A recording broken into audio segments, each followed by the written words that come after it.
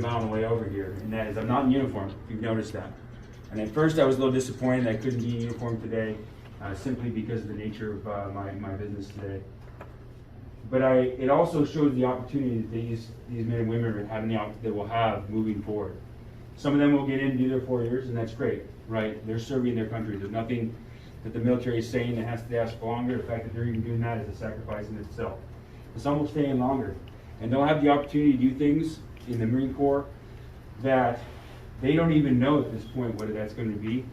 But I'm a good example of that. Came in enlisted at the age of 20 and in the infantry, and after a few years I got accepted to the Marine Enlisted Commission Education Program, which essentially means the Marine Corps is going to pay for me to get my college degree while still on active duty. So I spent time on active duty as a student earning my college degree, commissioned as a lieutenant, and at that time as a communications officer, moving from the combat arms side to the support field in order to experience a different side of the Marine Corps. That has then led me on to be able to do the program that I'm in today, where I was then sent back to school again to get my master's degree and become a foreign area officer, which is essentially an international relations specialist for Southeast Asia and now Oceania, which is what led me to be here today. I've been here for the last year as the Indo-PACOM liaison officer to the CNMI. Essentially, I'm the DoD representative on the ground for the elected officials here in the CNMI to ensure that the CNMI and the DoD, Department of Defense, are able to work together in collaboration and partnership moving forward, so that we're able to hear what it is that are the concerns of the CNMI, but at the same time understand that we have a near peer to peer adversary that the DoD needs to be able to defend the homeland. And how do we do that in a way that respects both sides? So I'm in this unique environment to where I'm actually glad now that I'm not in uniform, because it shows you what these men and women are possibly able to do someday. But this is my business attire, right? With a Hawaiian shirt, I'm out working because when I sit down with the mayor, I sit down with Senator Hofschneider, others, we go in business attire. Now that being said, here's the interesting part about all this. I leave tomorrow after doing this for a year. So this was the last opportunity to do this. That's why it's so late. My replacement is actually a local, born and raised Antinian, active duty Air Force Captain Kim Hofschneider.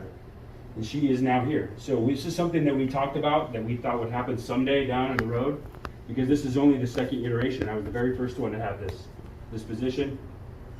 Very first active duty Title X personnel since the Vietnam War in the CNMI.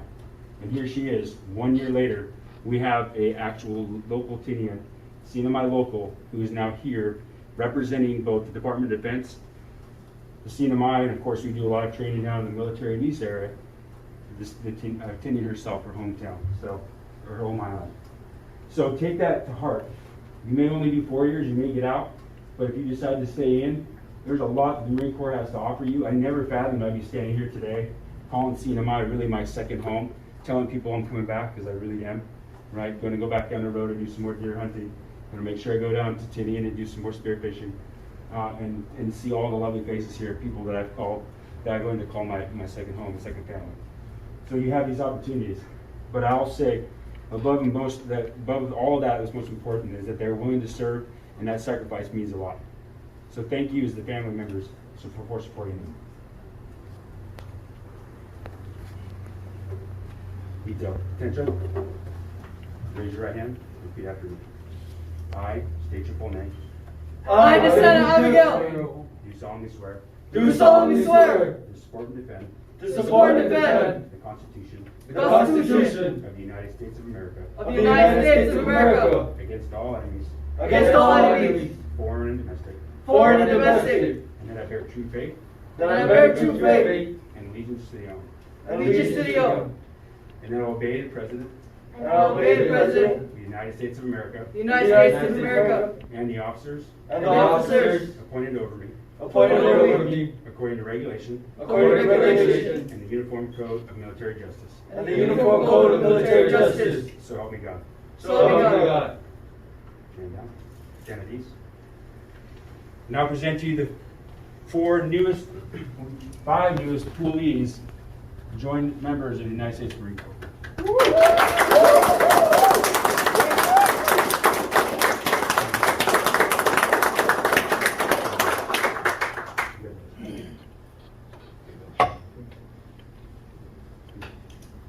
turn back over to you. Absolutely, sir. So in the Marine Corps, we like to put people on the spot, put them in a uncomfortable position. So this is gonna be the first time that they're gonna be put on uncomfortable position. You guys have 30 seconds to thank your family and friends. Time from you, Desana. Speak. Up to your family and friends. Thank you. What you want to say to them? Thank you all for being here today and being present for your kids. Hope you all have a good evening and hope you have a good day for you too as well.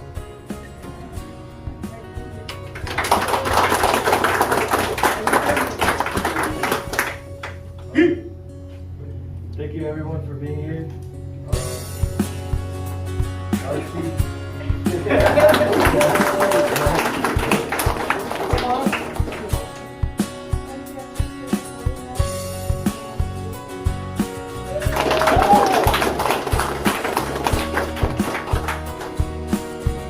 Thank you everyone for being here.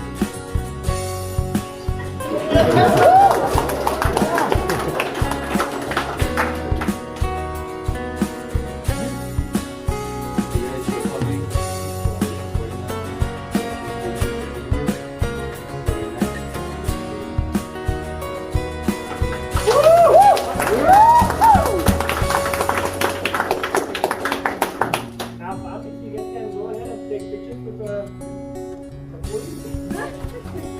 Go for it. You guys want to take pictures? Family members? One at a time? Okay, so I guess Mario's family is up first. You're gonna take pictures.